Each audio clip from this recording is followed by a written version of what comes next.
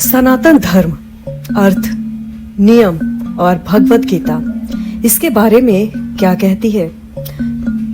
हिंदू धर्म में सनातन धर्म शब्द का तात्पर्य शाश्वत या अपरिवर्तनीय दायित्वों या धर्म रूप से निर्धारित गतिविधियों से है, जो सभी हिंदुओं पर लगाया जाता है, चाहे उनकी स्थिति, जाति, संप्रदाय कुछ भी हो। सनातन शब्द का अर्थ है कुछ ऐसा जो शाश्वत हो, और धर्म का अर्थ है सिद्धांत, जिनका आदर्श जीवन जीने के लिए पालन किया जाना चाहिए।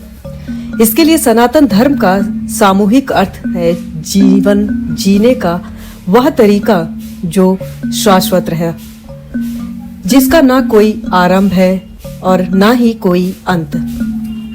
सनातन धर्म एक आचार संहिता है जो रीति रिवाजों से ज्यादा नैतिकता पर आधारित है।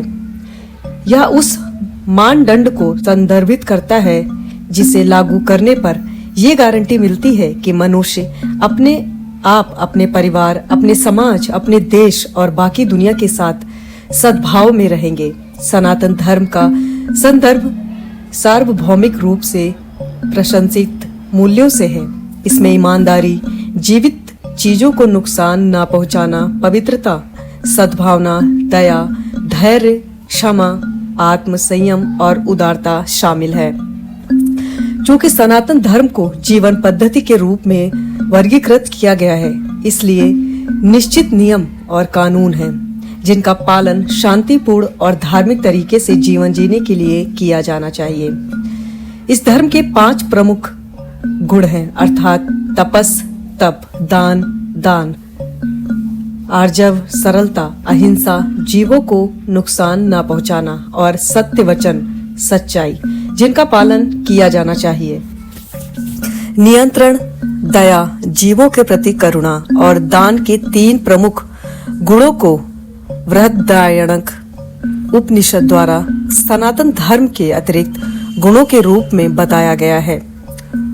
कठोपनिषद में कहा गया है कि जो लोग सनातन धर्म का पालन करते हैं उन्हें बुरे आचरण से दूर रहना चाहिए तथा शांति और ध्यान को दिव्य आत्मा के साधक के आवश्यक गुणों के रूप में पहचानना चाहिए। सनातन धर्म भगवत गीता का एक परिप्रेक्ष्य। श्रीमद् भगवत गीता को सनातन धर्म के अनुरूप जीवन की नियमावली भी माना जाता है। भगवत गीता में सनातन धर्म शब्द के कई उदाहरण हैं, जो ईश्वर की शाश्वत प्रकृति और जीवन जीने के तरीकों को समझाते हैं। भगवत गीता अध्याय 12 और 16 में धर्म, धार्मिकता और धार्मिक होने की विशेषताओं को बहुत ही विस्तार में परिभाषित करती है। आइए इनमें से कुछ उदाहरण पर नजर डालते हैं। भगवत गीता के अध्याय 4 का श्लोक 7 है ये, जिसका अर्थ है भगवान कृष्ण आश्वासन देते हैं कि जब भी धर्म की हानि होगी, भगवान आने वाले समय में दुनिया को बचाने के लिए स्वयं प्रकट होंगे।